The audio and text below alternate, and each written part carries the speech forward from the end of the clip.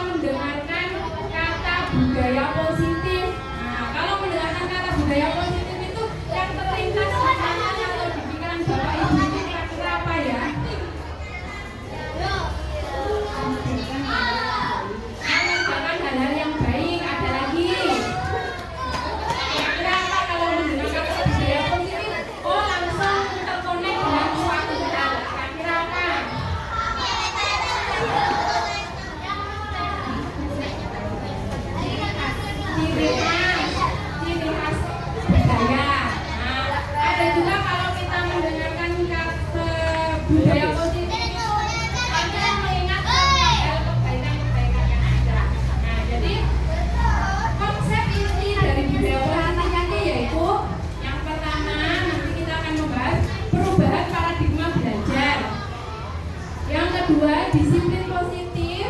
Kemudian nilai-nilai kebajikan yang ada, kebutuhan dasar manusia, motivasi perilaku manusia, posisi kontrol guru, keyakinan kelas, dan segitiga restitusi. Jadi kita nanti di sini akan membahas ke-8 budaya positif tersebut. Nah, untuk pembahasan yang pertama yaitu pembelajaran dengan paradigma baru. Yaitu pembelajaran dengan paradigma baru itu selalu dihubungkan dengan profil pelajar Pancasila. Ada apa saja profil pelajar Pancasila itu? Yang pertama yaitu beriman, bertakwa, mulia, berkebinaan, global, gotong royong, kreatif, mandiri, bernalar, kritis. Nah, itulah profil pelajar Pancasila. Jadi, pembelajaran dengan paradigma baru merupakan pembelajaran yang dirancang berdasarkan prinsip pembelajaran berdiferensiasi, sehingga para peserta didik belajar sesuai kebutuhannya berdasarkan tahap perkembangan sesuai teori psikologi modern untuk mewujudkan profil pelajar Pancasila. Jadi untuk pembelajaran saat ini itu sebaiknya pembelajaran dirancang dengan pembelajaran berdiferensiasi, yaitu kita dapat memenuhi kebutuhan peserta didik, kebutuhan siswa-siswa kita itu yang beraneka ragam itu. Jadi menggunakan pembelajaran berdiferensiasi. Nah, pembelajaran berdiferensiasi itu semua itu bertujuan untuk mewujudkan peserta didik yang memiliki profil pelajar Pancasila tersebut. Nah, miskonsepsi tentang teori kontrol. Apa itu teori kontrol? Jadi teori kontrol itu memiliki ilusi kalau guru dapat mengontrol murid. Padahal yang bisa mengontrol diri seseorang itu adalah dirinya sendiri. Nah, yang bisa mengontrol diri seseorang itu hanyalah dirinya sendiri. Seseorang bisa mengajak, menyuruh orang lain itu karena orang tersebut mau dikontrol oleh kita. Jadi misalkan kalau kita menyuruh orang lain, ayo ikut aku ke sana, gitu. Kalau misalkan orang tersebut tidak mau, itulah maksudnya guru tidak bisa mengontrol murid. Kemudian miskonsepsi tentang teori kontrol yang kedua yaitu ilusi bahwa semua kekuatan positif, efektif, dan bermanfaat. Ilusi yang ketiga yaitu ilusi bahwa kritik dan membuat rasa bersalah mampu menguatkan karakter. Dan yang keempat yaitu ilusi bahwa orang dewasa berhak memaksa. Padahal bukan seperti itu, ibu-ibu, bapak-bapak. Nah, kita itu bisa memaksa anak itu karena anak tersebut mempunyai rasa ketakutan atau terpaksaan, bukan dari dalam dirinya sendiri. Nah, itulah yang namanya ilusi bahwa orang berhak memaksa, bahwa orang dewasa berhak memaksa anak-anak. Nah, stimulus respon pendekatan teori kontrol. Kalau stimulus respon itu realitas kebutuhan kita sama, padahal tidak. Nah, padahal kebutuhan kita itu berbeda. Seperti yang ada di dalam kelas itu kebutuhan setiap anak-anak itu pasti berbeda. Antara anak yang sama dengan anak yang kebutuhan yang berbeda. Kemudian yang kedua yaitu stimulus responnya semua orang melihat hal yang sama. Kalau teori kontrolnya setiap orang memiliki gambaran yang berbeda. Yang ketiga, kita mencoba mengubah orang agar berpandangan sama dengan kita. Kalau teori kontrolnya kita berusaha memahami pandangan orang tentang dunia. Jadi kita tidak boleh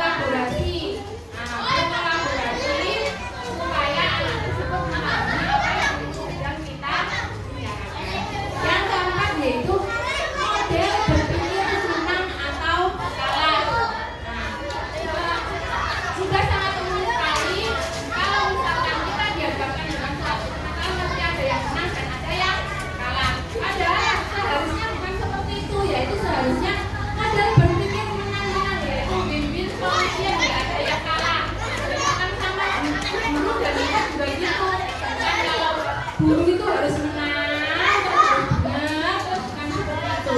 Tapi kita duduk bersama murid, berkolaborasi dengan murid, memecahkan sebuah masalah yang dapat memunculkan apa itu solusi dari masalah tersebut. Nah, ini dia disiplin positif. Bapak Ibu, disiplin positif itu berasal dari kata disiplina yang artinya belajar. Disiplin mengacu pada diri sendiri yang memiliki tanggung jawab terhadap apa yang dilakukannya berdasarkan nilai-nilai yang diyakininya. Nah, pengertian dari disiplin positif. Disiplin positif merupakan salah satu cara penerapan disiplin yang bertujuan untuk menumbuhkan kesadaran serta memberdayakan peserta didik tanpa imbalan, penghargaan, ancaman atau hukuman. Itulah disiplin positif. Jadi tidak perlu adanya sebuah ancaman atau sebuah penghargaan atau sebuah hukuman. Jadi anak-anak sendiri, siswa sudah memiliki pemahaman paham tentang disiplin positif. Sebagai pendidik, tujuan kita adalah menciptakan peserta didik yang memiliki disiplin diri sehingga mereka berperilaku mengacu pada nilai-nilai kebajikan universal dan memiliki motivasi intrinsik dalam perubahan perilaku ke arah yang lebih baik. Jadi tujuan kita kepada peserta didik itu hanya itu. Jadi mengarahkan, membimbing anak-anak siswa kita untuk menuju ke arah yang lebih baik, yaitu kan mengacu nilai-nilai kebijakan universal yang ada. Lalu apa saja nilai-nilai kebijakan universal yang ada? Nilai-nilai kebijakan itu nilai yang disepakati bersama, lepas dari suku bangsa, agama, bahasa maupun latar belakangnya.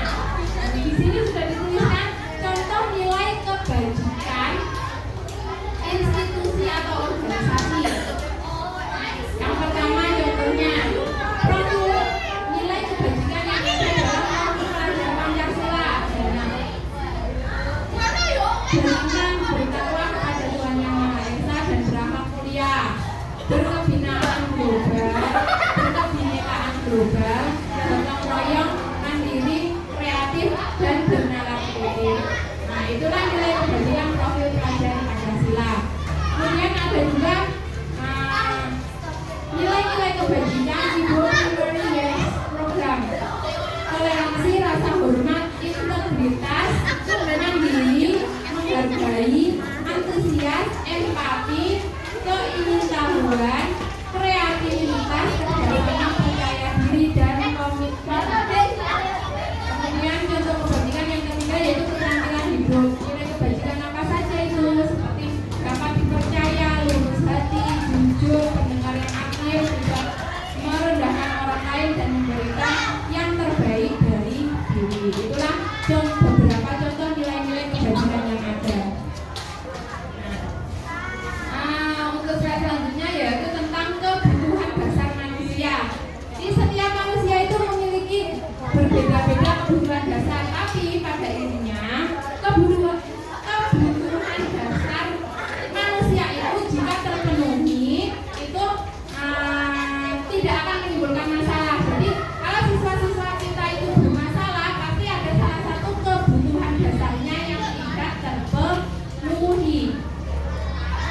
Jadi kebutuhan dasar manusia adalah segala sesuatu yang kita lakukan untuk mendapatkan apa yang kita inginkan.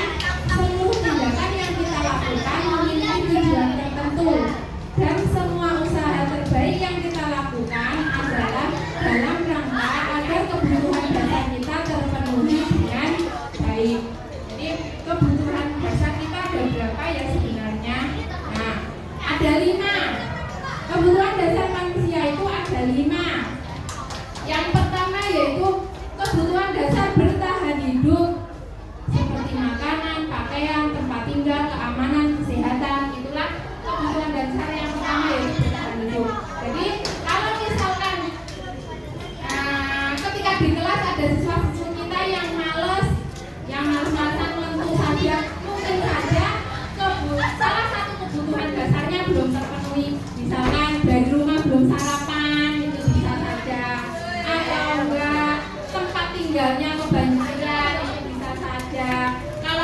mungkin lagi flu itu bisa juga.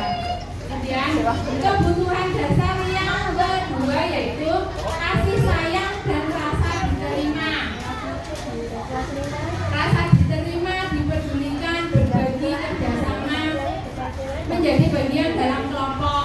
Itu kasih sayang dan diterima. Jadi kalau misalkan di kelas itu ada salah satu anak yang menyendiri, mungkin saja kebutuhan dasar kasih sayang dan rasa diterimanya tidak terpenuhi, mungkin saja anak tersebut dikucilkan atau dijauhi sama temannya.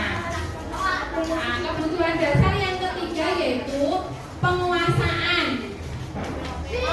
Penguasaan termasuk harga diri, keinginan untuk dianggap, memimpin, berprestasi, diakui, lalu didengar. Kebutuhan dasar yang keempat yaitu kebebasan. Mandiri, memiliki pilihan, mencoba hal baru, mampu mengendalikan arah dirinya. Yang kelima kebutuhan dasarnya yaitu kesenangan.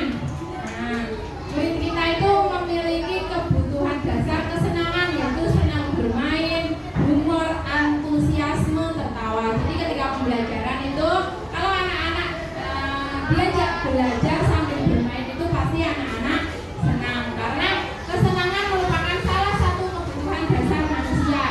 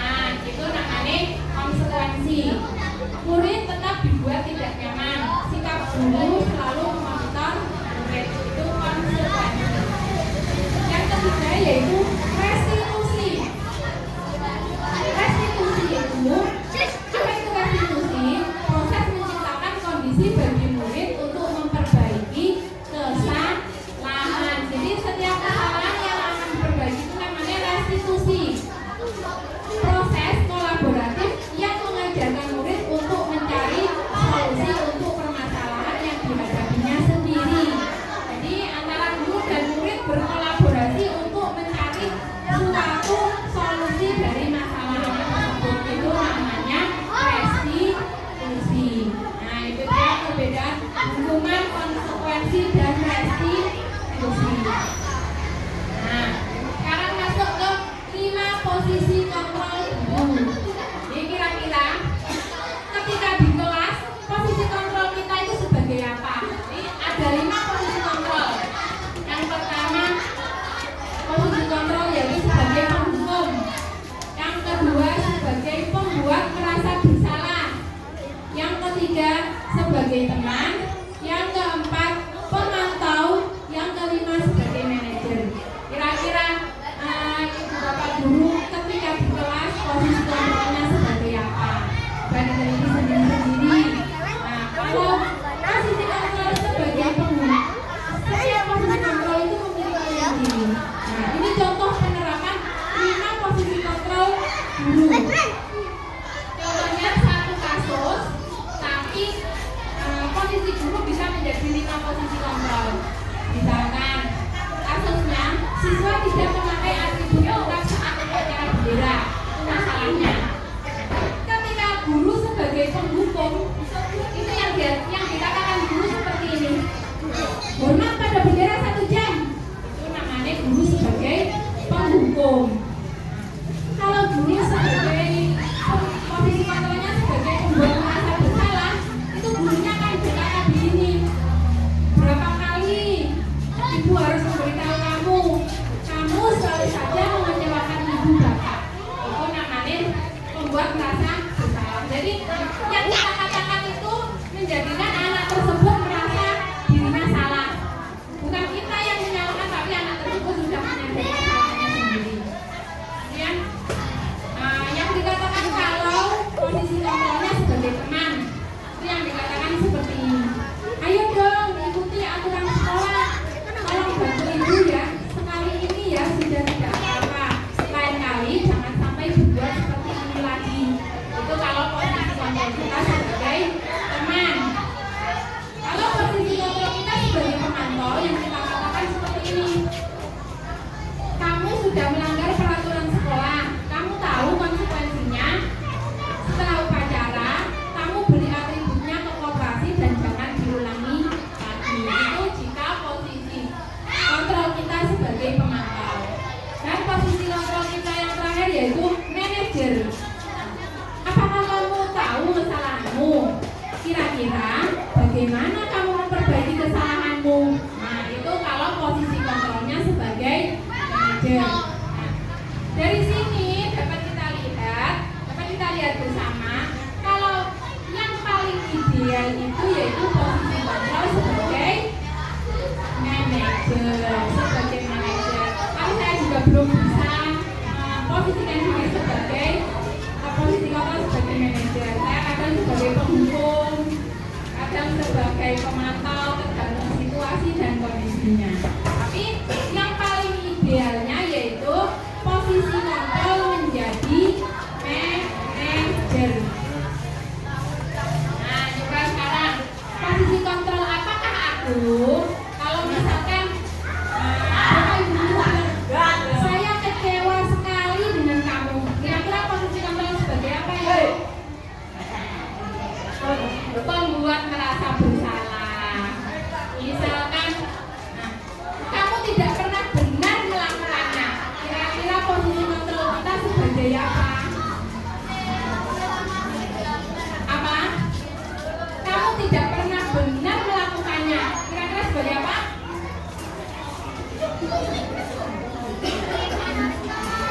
Sebagai penghukum. Jadi bilang lagi posisi kontrol ada 5.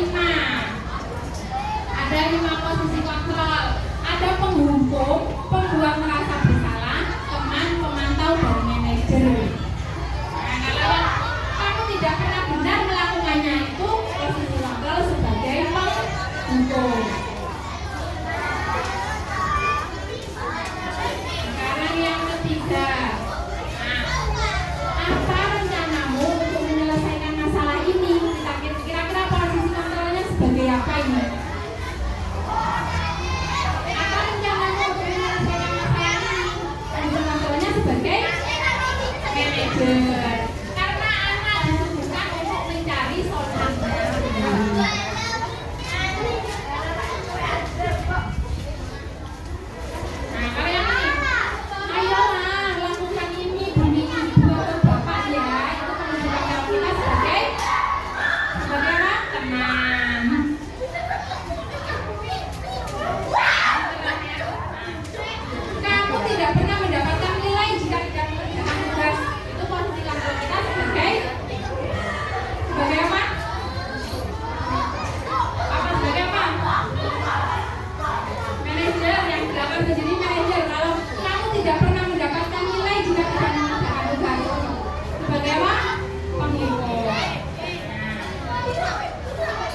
itu dia berapa 5 posisi kontrol kita ketika berada di kelas.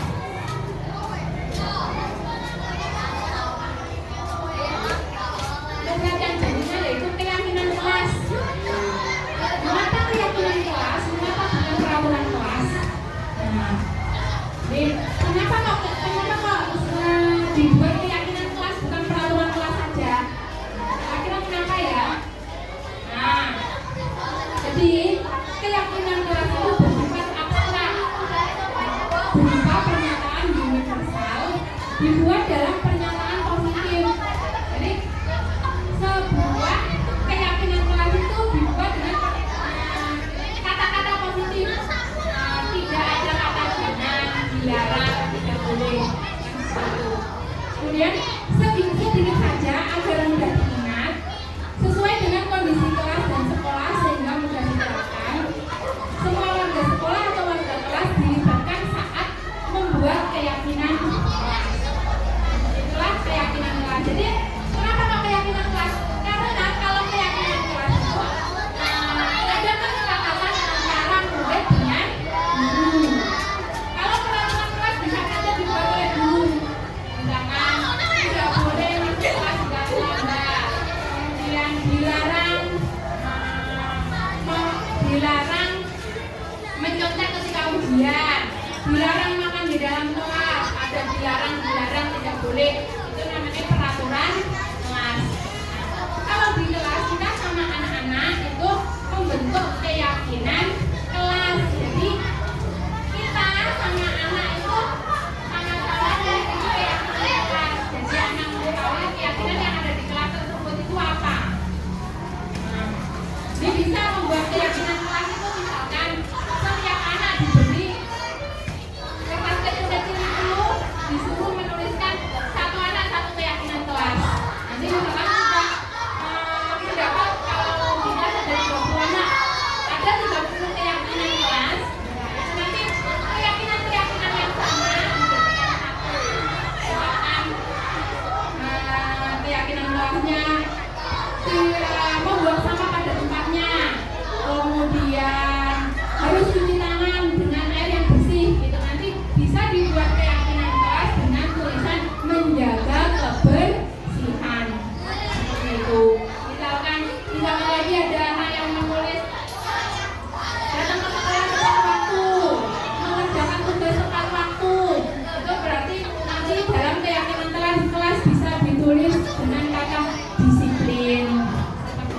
Itulah pembentukan keyakinan kelas. Jadi antara anak, siswa, murid dengan guru itu memiliki satu kesepakatan yang harus dijalankan. Nah, keyakinan kelas ini didasarkan pada nilai-nilai kebajikan yang ada tadi, nilai-nilai kebajikan universal yang ada tadi. Yang terakhir yaitu segitiga restitusi.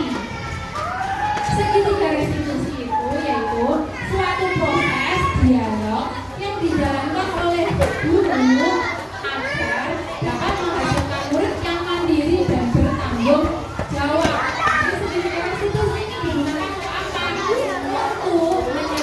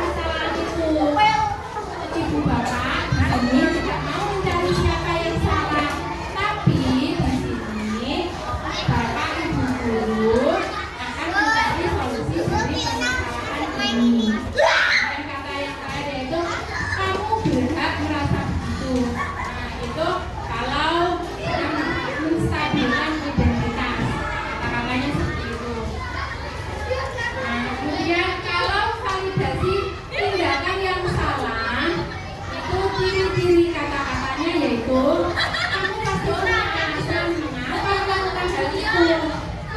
Ya, padahal kamu bisa melakukan yang lebih buruk dari ini ya. Kamu patut bangga karena telah melindungi sesuatu yang penting buatmu. Kamu melakukannya karena mempertahankan sesuatu yang penting bagimu. Itu kata-kata validasi tindakan yang salah. Yang terakhir yaitu